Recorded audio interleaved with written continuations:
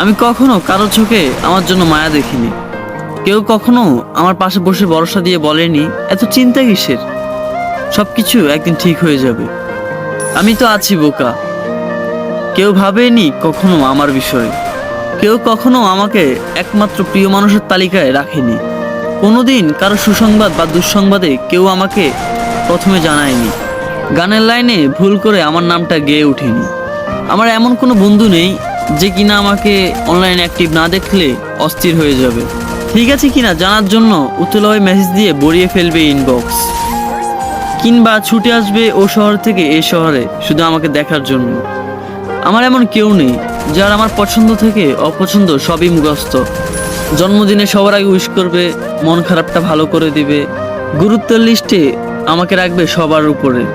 আমি কাঁদতে তার কাঁধটা বাড়িয়ে দিবে যাতে আমি তার কাঁধে মাথা রেখে কাঁদতে পারি, কিংবা আমি কাঁদলে সে বলবে কি রে তুই কাঁদস কেন, তুই কি এখনো ছোট।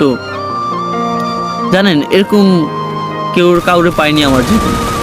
আমি কখনো কারো প্রেমিক হতে পারিনি। আমার জন্য কখনো কেউ বুক পকেটে স্বপ্ন বুনে রাখেনি। আমার অগোছালো চুলে আলতো করে হাত বুলিয়ে দিয়ে বলবে